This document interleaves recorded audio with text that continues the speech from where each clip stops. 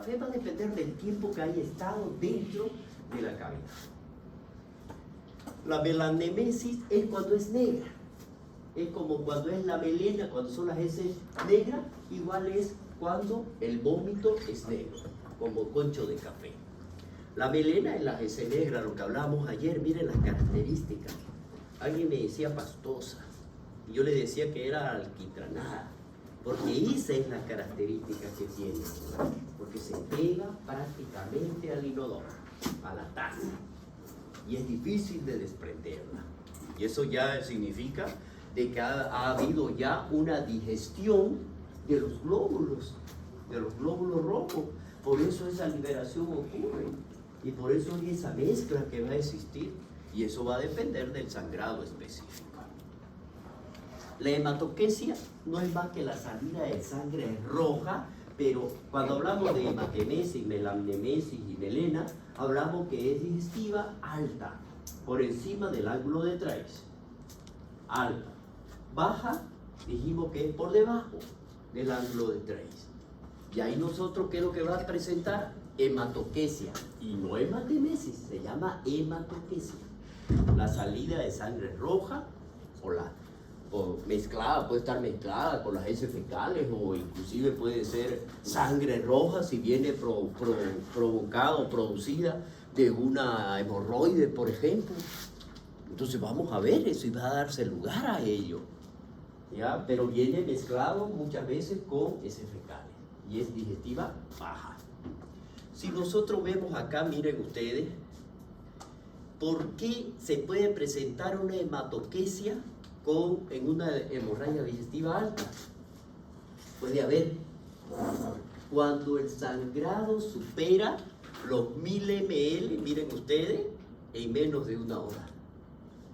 Entonces, si el sangrado es de tal magnitud, siendo alta, va a dar a que los movimientos intestinales sean mayores y por lo tanto se elimine del mismo color como se produjo, roja. También puede ser, entonces, no es exclusivamente provocada por una hematoquesia provocada de una hemorragia digestiva baja, sino que puede ser alta si es que tenemos estas condiciones. Y ahí ya vienen las otras condiciones. La retrorragia, por ejemplo. Esta es la que se produce roja. Acá se está terminando con todo. ¿Vas a dar examen? Sí. Ah, ya sacaste un examen de ahí. Y te sentás aquí atrás de Josefa, de José. Javier. Javier. Aquí. Javier, Gabriel, me dijiste. Javier. Ah, ya. Ahí. Entonces, miren ustedes, así se da la retorragia. Y eso es, yo voy a mostrar en mi celular ahorita un paciente que nos dio una imagen de primero de su émbolo, a nivel de su hemorroide, ya les mando una foto donde estaba brillante, rojo y bien edematizado, ya, y estaba con su trombo. Y luego me envía otra foto donde reventó. Es decir, se abrió. Para él un descanso, ya para el paciente es un descanso porque al inicio un dolor intenso, pero luego un descanso. ¿Ya? Y el sangrado es a goteo. Y entonces, ¿qué es lo que pasa acá? Dentro de todo lo que nosotros podemos ver aquí, ¿qué le podíamos decir? Vaya a hacer una emergencia para que no, póngase un tapón de algodón y ahí presione 6 puntos. Y después que se hagan las curaciones y que vaya con el proctólogo, ¿no? ¿Qué más va a hacer? ¿Ya? Pero no es una emergencia. Es una emergencia cuando está el trombo. Claro, pero ya una vez reviente, ¿ya para qué? Pues si eso es lo que va a hacer el proctólogo. Claro. Y luego suturar, por supuesto, ligar y todo lo demás, ¿no? La sangre oculta en heces, esto es lo que va a ocurrir cuando ustedes, al identificar la sintomatología que yo les decía ayer de su paciente, ven ustedes y sospechan que se trata de una hemorragia digestiva. Pero al sospechar de una hemorragia digestiva, ven de que no hay la sintomatología característica. Es decir, no hay hematemesis, no hay hematoquesia, no hay rectorragia, melena, etc. Pero usted lo está sospechando. Entonces, sospechemos que se trate de una hemorragia oculta. Que no sea tan evidente, y que le dé lugar al organismo a regenerarse. Entonces ahí nosotros vamos a ver de que se trata prácticamente de una hemorragia, pero para eso tenemos que solicitar un examen, ya sea el guayacolato, echarle agua oxigenada a las heces fecales, o ya sea mandándolo al laboratorio para que busque sangre oculta en esa. Esos son los métodos químicos. Por lo tanto, aquí nosotros tenemos que diferenciar. Por ejemplo, siempre se confunde una hematemesis con una hemoptisis. La hemoptisis no es más que la sangre procedente de ¿dónde? Del árbol bronquial. Entonces, si es procedente del árbol bronquial, ¿qué lo va a preceder? Tos. El paciente tose y elimina sangre roja, rutilante y espumosa. Miren la diferencia, el otro ya dijimos cómo era, ¿no es verdad? Y si nosotros vemos aquí, si va a estar acompañada de saliva, clínica respiratoria que va a tener junto con sangre días previos, el pH es alcalino, no hay melena, no se le acerca esa anemia, ni hay disnea al paciente y se confirma mediante una broncofibroscopía. Y acá lo que habíamos nombrado nosotros. ¿Y cómo lo vamos a confirmar? Mediante una endoscopia. Es lo más característico. De acuerdo a la altura del sangrado, nosotros lo vamos a dividir en las hemorragias digestivas en dos: la alta y la baja. La que se origina por encima del ángulo de Treis, vamos a ver aquí que el sangrado puede venir del esófago, del estómago, del duodeno. Y baja, la que está por debajo del ligamento de Treis. ¿Y dónde va a corresponder entonces tanto al intestino delgado, al colon, al recto o al ano en caso de las hemorroides? Bueno, vamos a hablar de cada uno de ellos y vamos a hacer las características principales. ¿Cómo tenemos que hacer el diagnóstico diferencial de una alta, de una baja? Ya lo dijimos, ¿no? Primero, ¿cómo va a ver en nuestro paciente si es alta, lo que va a presentar? ¿Una hematemesis o una melena? Si baja, hematoquesia o rectorragia. Si es característico. ¿Hay dispepsia dentro de ello? Si es alta, sí, pero si es baja, no. Malestares, a eso se está refiriendo. Gastroerosivo, sí, en caso de que fuera, bueno, por una lesión erosiva que puede haber a nivel gastro, etcétera, etcétera. Y el otro no. Síntomas vegetativos, sí. La náusea que va a tener el paciente, la sudoración, etcétera, etcétera. Taquicardia, inclusive si me da anemia. Aspirado nasogástrico, sí. Va a haber sanguinolento. Pues si lo vamos a hacer, va a salir sanguinolento. En cambio en el otro, no. ¿Por qué? Porque no. ¿Para qué ver? Los sonidos intestinales, ¿cómo van a estar aquí? Si es que está bajando esto de aquí, va a ser hiperactivo. En cambio, si es baja, son normales. Y si nosotros hablamos de la urea plasmática, eso se da, ¿por qué? Porque vamos a hablar de ello. Existe una liberación en el momento de la digestión de los glóbulos. Entonces la urea plasmática se va a aumentar. Va a estar elevada. En cambio, la baja va a ser normal porque no le va a dar tiempo a ello. Aquí, sentate acá. O ahí con él, no sé. Aquí, sentate con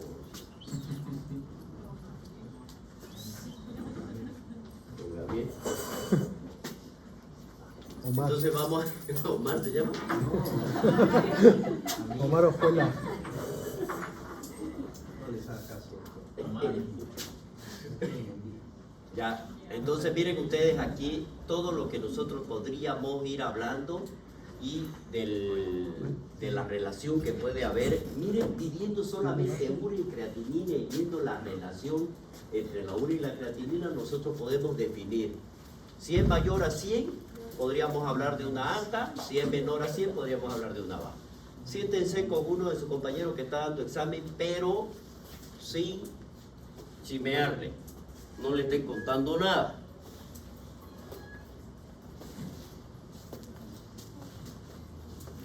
Ya.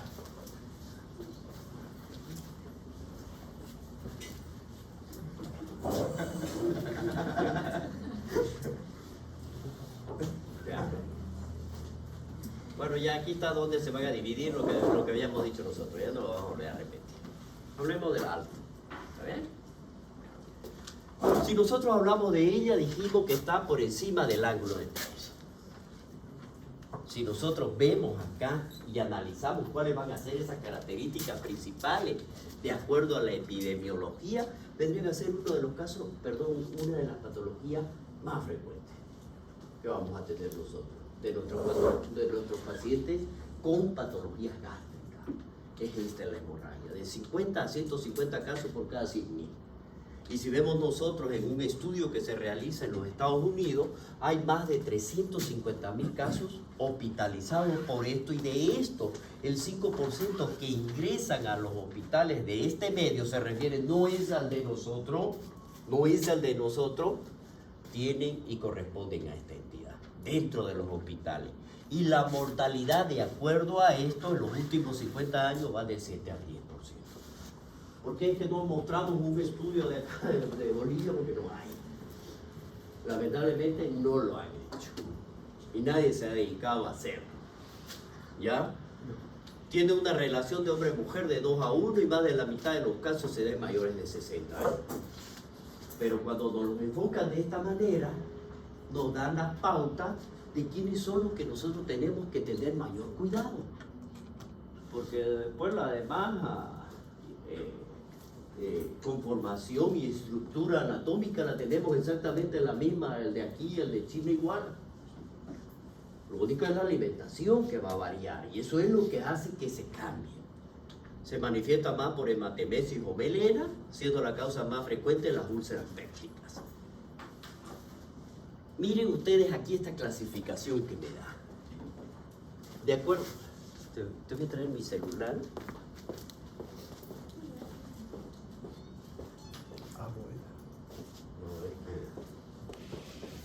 Me va a llamar mi hija.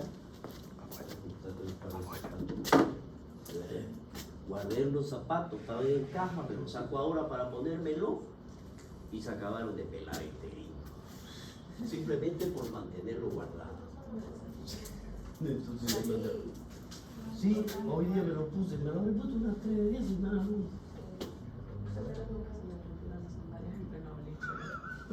Las dos sandalias se lo cambiaron. Literalmente Todo así que le he hecho mía que me lo traigo. Bien, miren ustedes por la evolución. Dijimos nosotros, de acuerdo a la evolución, tenemos que tener aguda o crónica. La que más me va a dar sintomatología la aguda, porque la crónica se acostumbró el organismo a perderla. ¿Ya? De acuerdo al volumen de la hemorragia, miren, ustedes pueden clasificarla en leve o moderado o severa. Y ahí vamos a ver la cantidad por la que se elimina, la cantidad de sangre que se elimina. De acuerdo, ya si es el sangrado, el tubo digestivo alto, si nosotros vamos a ver, aquí tenemos que identificar, ¿es real o es ficticio? Si es real, miren ustedes, tenemos que ver si es evidente, si lo estoy viendo, si sabemos de dónde viene. Si sabemos nosotros, por ejemplo, por el antecedente es un paciente que tiene una hepatopatía, entonces lo más frecuente es una hemorragia que venga del esófago, procedente por una varice esofágica. Es variceal entonces, porque las varices no solamente se van a dar en el esófago, ¿no? ¿Verdad? También lo tenemos en el estómago, intestino, etcétera, en todo. ¿Ya? O no variceal, no es una úlcera. Ah, magnífico. Identifiquemos pues de dónde viene. Entonces eso es lo que me está diciendo aquí. Y la oculta es lo que estábamos diciendo nosotros. Hay sangrado, pero no es evidente. O sea, no es la palabra. Hay sangrado, pero no lo veo. Tampoco. Hay sangrado, pero no se ve. Es que no hay otra forma. Pero es que aquí no sería, pues, no iría aquí, digamos. En real, de eso sí, está bien, está bien. Hay sangrado, no lo vemos, pero es real. que hay. Entonces a eso le vamos a llamar oculta. ¿Y para eso qué tenemos que hacer? Agua oxigenada o llamar al laboratorio, las heces fecales, para que busquen sangre. La ficticia. Es ahí donde viene porque consumimos chancho el día anterior o 2 días anteriores. Cuando van al baño a hacer las heces fecales, sale negro. Entonces el paciente le pregunta: ¿está haciendo usted qué color de heces fecales es la que va cuando va al baño? Negra, doctor. Ah, caramba. Si es negra, tienen ustedes que averiguar la característica de la melena.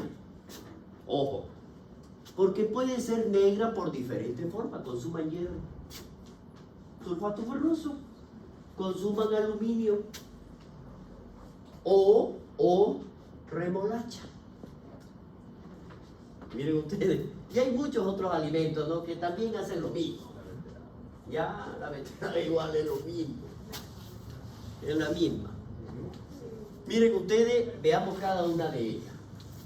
Cuando la hemorragia es súbita, masiva, se acompaña de hematemesis, melena o hipovolemia, menos de 3 a 4 días se llama aguda. Cuando el paciente tiene una lesión que sangra una pequeña cantidad y el ritmo de reposición es mayor que la pérdida, van más de 10 días, se llama crónica. Si nosotros vemos según su gravedad, miren ustedes aquí ya, ojo, aquí ya lo estoy preparando para cuando entremos a nefro y entremos a equilibrio ácido-base y entremos a equilibrio hidroelectrolítico, para de acuerdo a las pérdidas sanguíneas o de acuerdo a la pérdida de volumen que podamos tener. Miren ustedes aquí, de acuerdo al grado de hemorragia, el sangrado, la presión arterial, la frecuencia cardíaca, la frecuencia respiratoria, el gasto urinario y el estado mental que va a tener. Con estos parámetros, me va a dar lugar a decir es grado 1, grado 2 o grado 3. O si quieren ustedes llamarlo grado 4, ya sea leve, moderado, grave o muy grave. Porque si hablamos de muy grave, mi paciente ha perdido más de 2000 ml y por lo tanto prácticamente está en coma. ¿Ya? Entonces miren el sangrado, cuando es menos de 750 se ha perdido el 15% del volumen sanguíneo, la presión arterial es normal, la frecuencia cardíaca está siendo menos de 100, es normal, la frecuencia respiratoria menos de 20 es normal, gasto urinario es mayor a 30, es normal, ¿ya? Y el estado mental está normal. Pero hay sangrado. Si es moderada, está hasta 1500, casi entre un 15 al 30%. La presión arterial todavía se mantiene, pero ya la frecuencia cardíaca aumenta hasta 120, miren ustedes. La frecuencia respiratoria llegó a 30 y el gasto urinario ya disminuye entre 30 y 20 ml por hora. Eso significa de que ya disminuyó y el paciente ya está ansioso. Pero si la pérdida es entre 1500 y 2000, casi se ha perdido el 40%, la presión arterial ya hay disminución.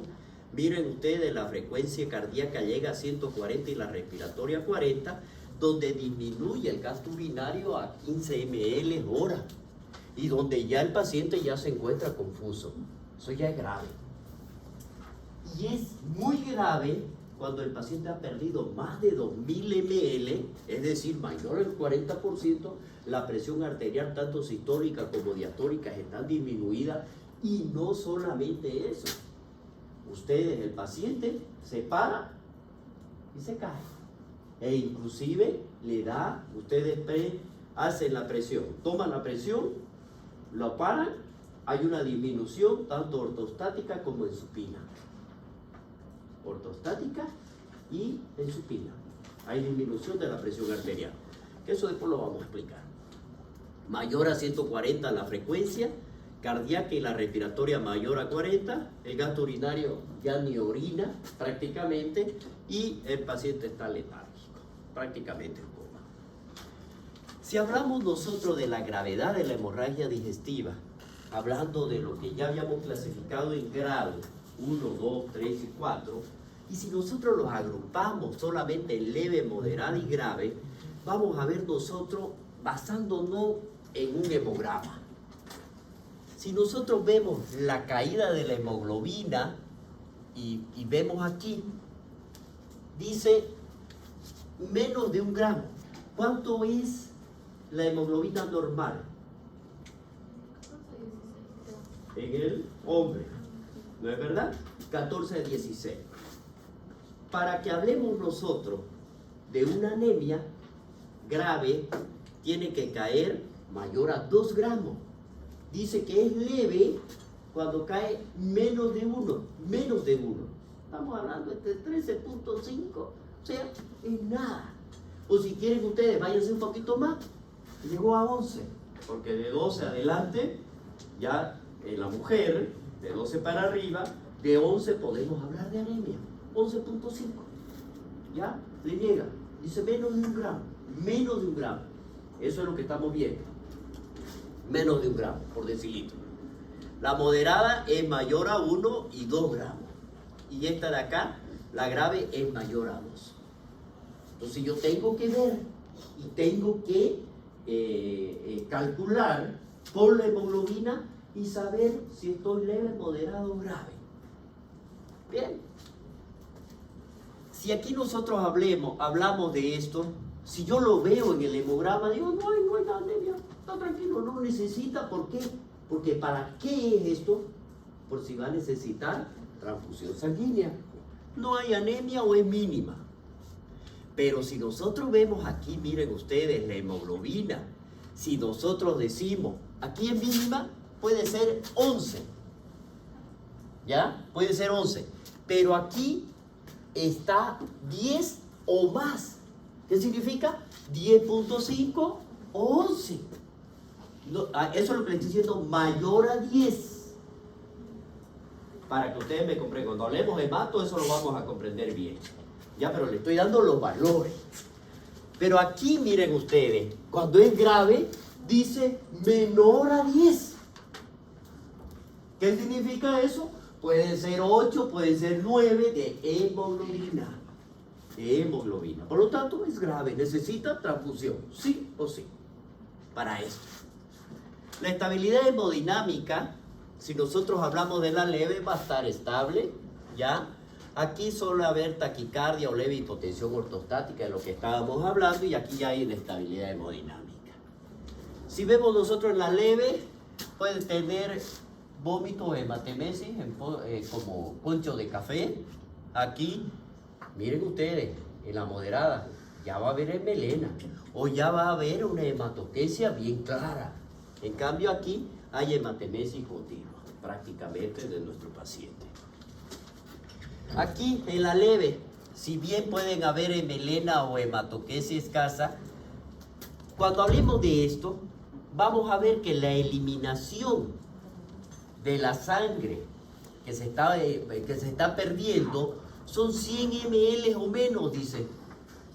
Entonces, cuando se eliminan 100 ml de sangre, en este momento, en 1 hora, lo eliminé los 100, eso me va a durar 10 días. Me va a durar 10 días.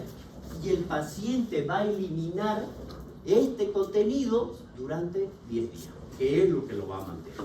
Es decir, hace 10 días que el paciente ya presenta esto.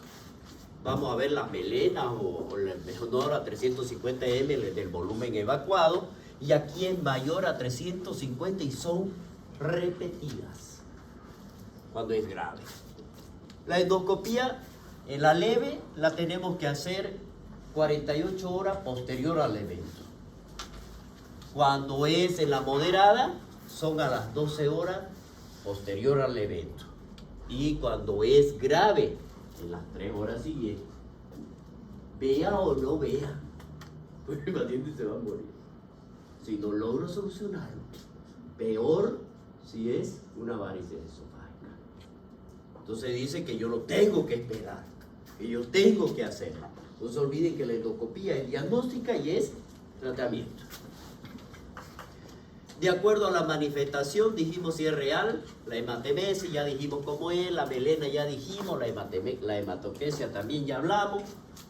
Dijimos la ficticia puede ser una hemoptisis, Puede ser una melena en caso de administración de hierro, sale, bismuto, espinaca o betabel. Hematoquesia después de comer remolacha. No, inclusive cuando el paciente orina o cuando come remolacha y orina uno y rojo, no parece que se orinara sangre. También es lo mismo. Si dijimos si es real, si es variceal, en caso de la varices esofágica, su inicio es súbito, la hematemesia de color rojo brillante acompañado de melena y hematoquesia. ¿Cuándo dijimos que se presenta hematoquesia? Pueden sentarse con su compañera ahí. ¿Cuándo dijimos? Que si es alta. Madre mía, en una hora. Ojo. En eso pueden haber sin dolor, hemorragia severa y antecedentes de enfermedades hepáticas crónicas. No variceal, inicio de súbito paulatino. Hay hematemesis, puede ser como concho de café y se acompaña de melena. Presenta dolor esofágico o gástrico y la hemorragia es leve a moderada. No variceal, ¿qué dijimos que son? No son varices. ¿Qué son entonces? Úlceras. Por eso duele. ¿Ya? Tipo de sangrado no variceal puede ser del esófago, el estómago o el duodeno. Las manifestaciones clínicas de cada uno de ellos. Si es del esófago, puede presentar hematemesis, disfagia o dinofagia, pirrosis o regurgitación. Si es del estómago o del duodeno, nosotros vamos a ver que aquí hay náusea, hay vómito, presenta dolor en epigastrio, hay hematemesis, melena, e inclusive puede haber saciedad precoz, es decir, como si el paciente estuviera lleno, distensión abdominal, sensibilidad a la palpación, que es lo más característico que pueden ver. Y si nosotros seguimos viendo y analizando cada uno de estos, en una hepatogenia de las no variceales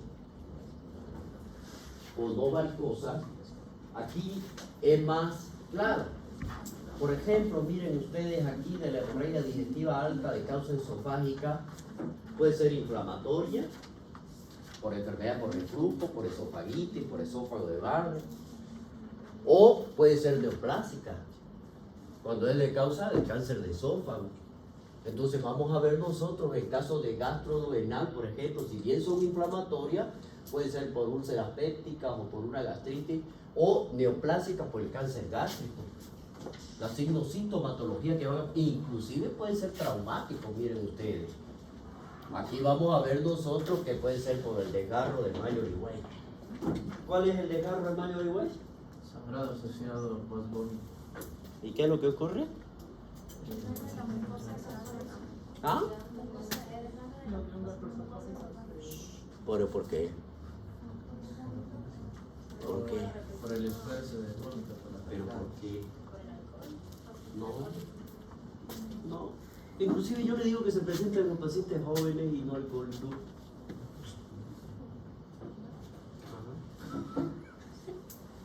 ¿Sabe por qué? Porque ya yo les dije, existen, para que existan los movimientos peristálticos normales, existe una contracción y una relajación. Contracción, relajación, y así sucesivamente. Cuando hay esta lesión de Mallory Weiss en estos pacientes, ¿qué es lo que ocurre? Contracción acá, contracción aquí y en medio se infla, como la vejiga de ese largo, lo mismo. Entonces el daño es lineal. Normalmente se curan así solo, sin necesidad de entrar a cirugía o cual. Pero ahí ocurre esto, ¿ya? Son los traumáticos. La lesión vascular con la angiodisplasia, la lesión de Diloafoy, que después de eso vamos a hablar nosotros cuando hablemos específicamente de lesiones neoplásicas. La etiología, la gastritis erosiva, las úlceras gastrodenales, varices esofágica o gástrica, gastropatía hipertensiva, síndrome de Mallory, las úlceras de esófago, esofagitis, angiodisplasias, tumores benignos o malignos, diastesis hemorrágica, hemofilia, o hemofilia, no es hemofilia, hemofilis. Hemofilia dice aquí, pero es hemofilia, ya de nuestro paciente. Y la pancreatitis hemorrágica.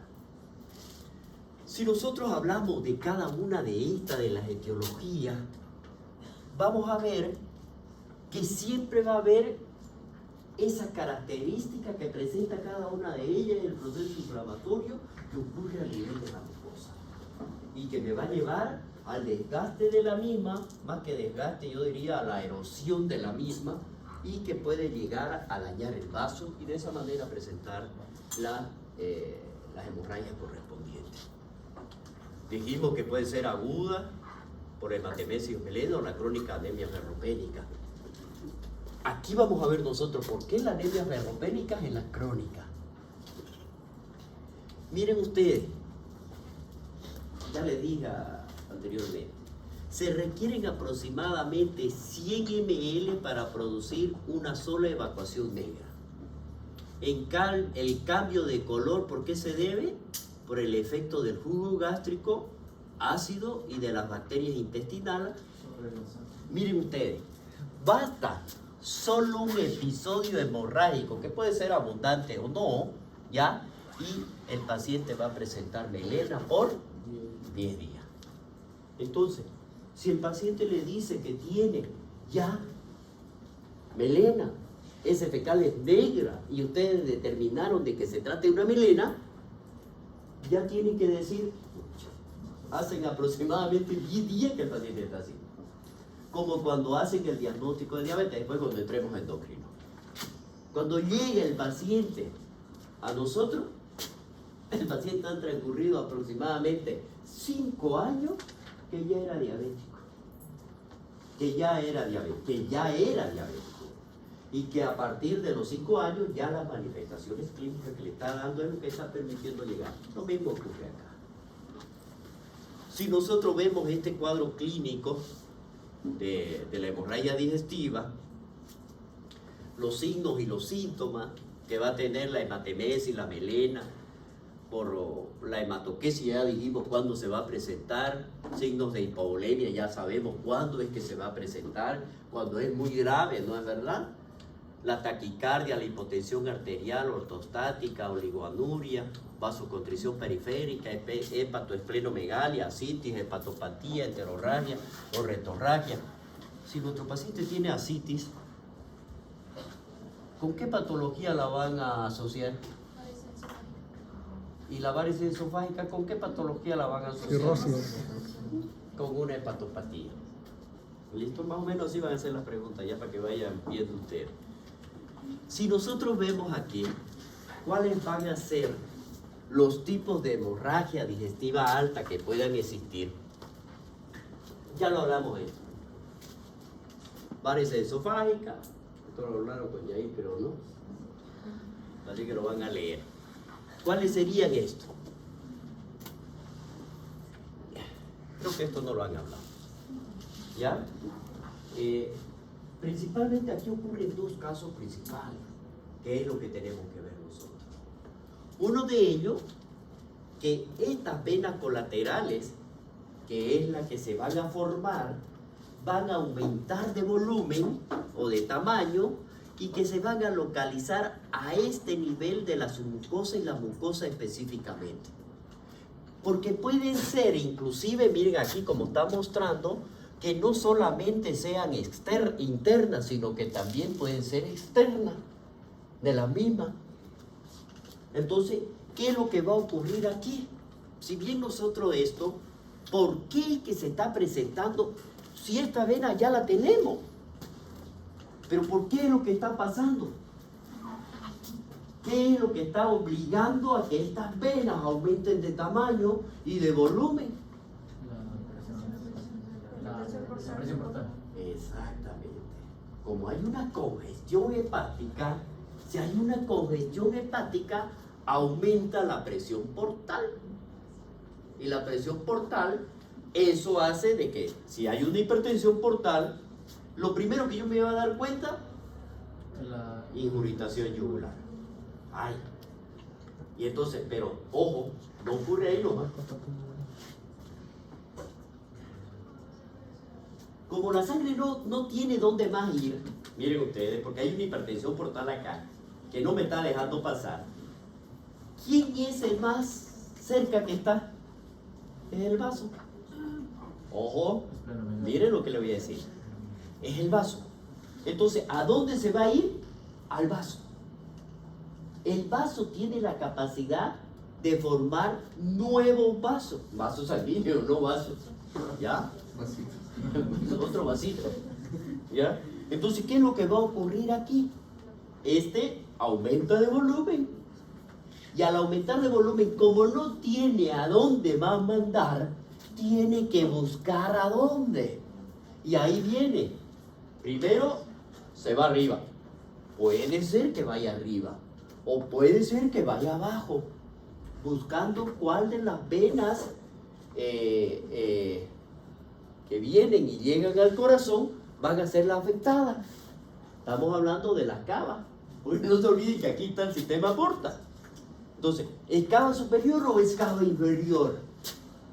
Cualquiera de ellas que vaya a afectar o me va a dar colaterales a nivel abdominal, que es la que nosotros conocemos en cabeza de medusa, o circulación colaterales abdominales, o me puede formar varices esofágicas, que es lo más frecuente, pero no solamente en el esófago, es en estómago, intestino delgado, intestino grueso, todo, porque son más sanos, son más suaves, son más débiles. Entonces, ¿qué es lo que va a pasar aquí? Según esta epidemiología, miren ustedes, el 30 al 50% de los pacientes mueren como causa de la primera hemorragia. Y el 33% fallece en el plazo de un año. Miren ustedes aquí, se presenta en el 50% de los pacientes que tienen cirrosis. ¿Cuáles van a ser los factores de riesgo? Ya dijimos, el primero, hipertensión portal, enfermedades agudas hepáticas y cirrosis. Seguro. Los síntomas: sangrado abundante, hematemesis, melena, hematoquesia, confusión, síncope. Los signos aquí son datos de hipertensión portal, ictericia, telangiectasia arácnea, esplenomegalia, ascitis, eritema palmar, es decir, me está dando la sintomatología de una hepatopatía. Datos paraclínicos: aumento de las enzimas hepáticas, hiperbilirrubinemia y hipoalbuminemia. Por eso la citis fue también, ¿no es verdad? ¿Cuál sería la fisiopatología? Miren ustedes. Si nosotros vemos, hablamos primero de la hipertensión portal, ¿sí? ¿Qué hace esta? ¿Qué dijimos? La desviación, ¿no es verdad? De la circulación. Si es la desviación de la circulación, ¿hacia dónde las lleva? Hacia el plexo esofágico, por las venas asigo, la circulación, pero van a escoger ya sea la superior o la inferior de la vena cava. Y aquí los vasos se tornan tortuosos, como lo vamos a ver, dilatados y la varices. Miren ustedes, esa es la característica que se ve en la endoscopía. Protruye hacia la luz de esta manera. Y ahí están hasta que se rompe. La enfermedad de reflujo gastroesofágico, esto sí ya hablamos bastante, ¿no es verdad? La enfermedad de reflujo, ¿por qué es que se va a dar esto? Por este material gástrico que va a llegar, va a producir síntomas, daños tisulares. La epidemiología son de mayores de 40 años, trae consecuencias de esofagitis, puede llevarme un esófago de Barrett. Y los factores de riesgo: difusión del esfínter, ya eso lo hablamos, ¿verdad? Y los antecedentes de hernia. Los síntomas: la pirrosis, la regurgitación del material ácido, la hematemesis y la disfagia. Los signos en ocasión de irritación de la mucosa oral y faríngea. Y los datos que nos va a dar los paraclínicos, lo que nos va a dar la endoscopía. Y en base a eso vamos a ver la irritación del esófago, la prueba de TEC, que es para provocar el cáncer esofágico. La epidemiología, según esto, miren ustedes, el 6% de todos los cánceres después va a dar el sangrado. Carcinoma de las células escamosas son el 90% de los cánceres del esófago. Presenta en mayor frecuencia en los adultos mayores de 50 y la relación hombres-mujeres de 4 a 1 y la incidencia de 2 a 8 por cada 10.000. Perdón, por cada 100.000. Y si nosotros vemos los factores, dentro de esto la predisposición genética, factores dietéticos, alcoholismo, tabaquismo, antecedentes de esofagitis, los síntomas casi se parecen todos. Que va a haber disfagia progresiva, odinofagia, pérdida de peso, debilidad y hemorragia leve. Palidez de la piel y mucosa son los signos característicos, y los paraclínicos la endoscopía, que es la que nos va a dar las características del cáncer que se está presentando. Este es el famoso desgarro de Mallory-Weiss. Las lesiones son así lineales, miren ustedes. El esófago, la unión del esófago con el estómago, tanto la mucosa intestinal como esofágica o como gástrica, y por las arcadas forzadas y vómitos repetidos que se van a dar. La fisiología, lo normal, bueno, fue lo que le expliqué de cada uno de ellos, y la fisiopatología, qué es lo que va a ocurrir. Y el resultado es que el contenido gástrico va a intentar refluir, supera la forma brusca de la contracción de la musculatura de la embocadura gástrica y se produce la dilatación masiva con el desgarro. Así, así y en medio. ¿Qué es lo que ocurre? Son jóvenes, por eso les dije, se da más en jóvenes que en la edad adulta, ¿ya? Antecedente de vómito seguido por hematemesia, antecedente de ingestión de alcohol, de quimioterapia, ingestión de medicamentos, no hay síntomas sistémicos, la hemorragia se detiene de manera espontánea hasta un 90% en un lapso de 24 a 48 horas. Los síntomas son náuseas, vómitos, sangrado espontáneo leve que se quita solo, los signos son la hematemesis leve y los datos paraclínicos que nos pueden dar es la anemia. En algunos casos sí es masivo, ¿ya? Las imágenes, miren ustedes aquí, para esto es el diagnóstico es mediante la endoscopía. Y estas son los que se presentan. Son longitudinales. Y ahí podemos ver activas, ¿ya? Las ácidos pépticas, las úlceras, de eso hemos hablado recién, de cada una de ellas, los tipos, dónde se van a presentar, cuáles van a ser las manifestaciones, quiénes son los que van a provocar, quiénes son y qué tipo de lesiones son las que nos van a llevar a un sangrado efectivo. Si nosotros vemos entre las complicaciones de estas, tanto gástrica como renal, dijimos que es la hemorragia, y cuando se presenta esto, vamos a ver de que cerca del 10% presenta una mortalidad mayor y aumenta más todavía en los ancianos. ¿Cuál sería entonces la manifestación clínica de esto, de este tipo de pacientes? Esto de aquí no se tienen que olvidar nunca. El sangrado que ustedes lo tienen que buscar en las heces fecales. Cuando es oculto, cuando no se logra ver, cuando no se identifica claramente, con o sin anemia, vómito, melena, colapso repentino y choque, inclusive vieron una disfunción de órganos vitales, cuando ya me va a llevar a mayor daño, me puede llevar esto. Y ahora si nosotros vemos el algoritmo de las úlceras sangrantes, tenemos una úlcera sangrante, dijimos que puede ser activo y puede ser el vaso visible. ¿Cuál sería lo que primero tenemos que hacer ante una sospecha de un sangrado? La endoscopía, tanto diagnóstica como terapéutica. Sabemos nosotros que puede recidivar esta hemorragia, entonces realizamos una segunda endoscopía terapéutica. Y si así se hace la hemostasia permanente, ya no hay más manifestaciones, pero si recidiva por segunda vez, nuestro paciente tiene que entrar a una cirugía. Sí o sí, porque ya no más de 2. Suficiente con 2 veces que la hagamos, no más de 2. La gastritis ya dijimos de cada una de ellas, porque es que se van a producir, los factores de riesgo que van a provocar. La angiodisplasia del tubo digestivo, en este caso, sabemos nosotros que si bien existe una dilatación o una malformación vascular a nivel de la mucosa, vemos que esta prácticamente podrían aparecer de una forma hereditaria dentro del cuadro. Y hablamos nosotros de la telangiectasia hereditaria familiar. Estas enfermedades se asocian a pacientes que tienen insuficiencia renal, pueden tener una estenosis aórtica, enfermedad de von Willebrand o enfermedades pulmonares o cirrosis. Si nosotros hablamos de las angiodisplasias del estómago y del duodeno, en el 1 al 2% de los casos de endoscopía la podemos encontrar de una forma casual, principalmente en personas mayores de 60 años. Y aproximadamente dice un 3% en los individuos mayores de 65. Miren, esas son las lesiones que se encuentran. Pueden haber sangrado leve, crónico, intermitente, son asintomáticos, pero los datos que nos da la endoscopía ya nos van a dar la lesión, con la hemorragia muchas veces activa. Y si nosotros buscamos sangre en las heces fecales, va a dar positivo, no es evidente. Sí, no es evidente, pero es real. Eso sí. ¿Ya? No es evidente, pero es real. Anemia que nos va a dar, ¿por qué? Por el déficit de hierro, que es el que le va a dar acá por este mismo constante del sangrado que va a existir.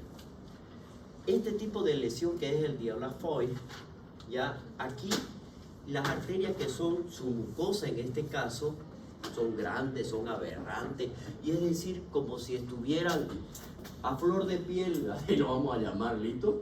Pero es a flor de la mucosa, es como si estuvieran por encimita de la mucosa, ¿ya?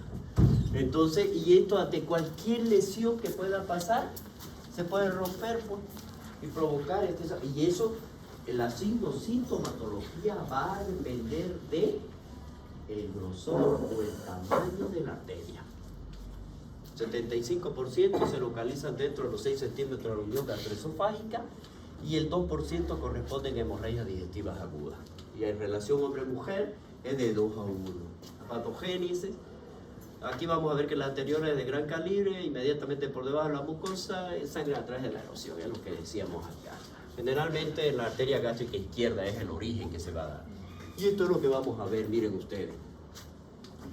La hematemesia moderada severa, la mayoría de las veces recurrente, hay inestabilidad hemodinámica, bradicardia, pulso está disminuido, confusión mental. Cuando habla de pulso disminuido no se está refiriendo a la bradicardia. Ojo, ¿a qué se está refiriendo? ¿Llevaron cardio recién? No, a la intensidad.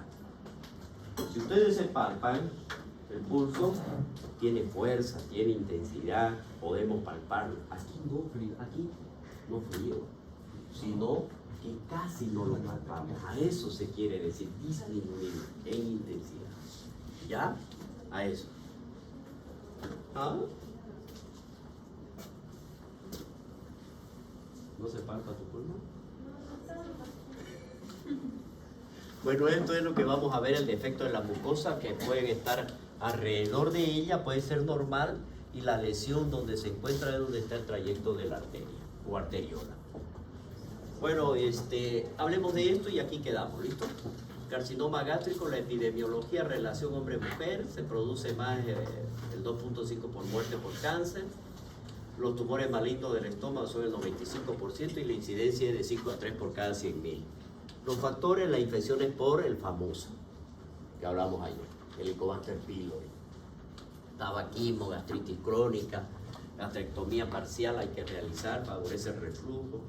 Y eso me va a dar lugar a una alteración que ya es cáncer prácticamente del esófago de Barr, el riesgo hereditario de cáncer gástrico, el consumo de alimentos conservados. Los ahumados, encurtidos, salados, falta de consumo de frutos, lleva a esto. Se da más en los marinos, les cuento, aquellos que viven al mar, ¿ya? Porque consumen esto bastante. Síntomas, no suele presentar síntomas, cuanto más extenso es la pérdida de peso, hay dolor abdominal, vómito. Vamos a ver los signos aquí, los datos objetivos no son claros, podemos llegar a palparlo cuando ya hay una masa grande que ha crecido, y la anemia ferropénica y la sangre oculta en ese son los que nos pueden llamar a nosotros para ello. El diagnóstico es clínico, la anamnesia, el examen físico, siempre, ojo. Si nosotros vamos a hacer el diagnóstico de una hemorragia digestiva, sea alta o baja, primero la anamnesis y luego el examen físico. Y dentro de ellos el tacto rectal. Siempre tienen que realizarlo para poder ver la sonda nasogástrica, para ver si se aspira o no se aspira, el laboratorio y la endoscopía. El interrogatorio, aquí los antecedentes que debemos buscar, si han habido episodios anteriores, si no tiene alguna enfermedad hepática o familiares o consumo de AINE, los hábitos alimenticios, padecimiento actual. Más hay que ver, ¿no?, el inicio, la forma, la cantidad, el contenido de la hemorragia. Se ha asegurado si es hemorragia verdadera, ojo con eso, ¿no? ¿De qué tenemos que asegurarnos? De lo que estamos viendo o de lo que nos está diciendo es una hemorragia verdadera. ¿No es verdad? Porque hay ficticia. Ojo. La exploración física, vamos a ver aquí lo que hablábamos nosotros. los signos vitales, los cambios de los signos vitales. Toda, frecuencia cardíaca, presión arterial, frecuencia respiratoria e inclusive mediante el oxímetro, ver la saturación de nuestro paciente, la palidez, estigmas de hepatopatía crónica, equimosis, es decir, vamos a buscar si no hay signos característicos de una hepatopatía. Dolor a la palpación abdominal, masas abdominales y el tacto rectal.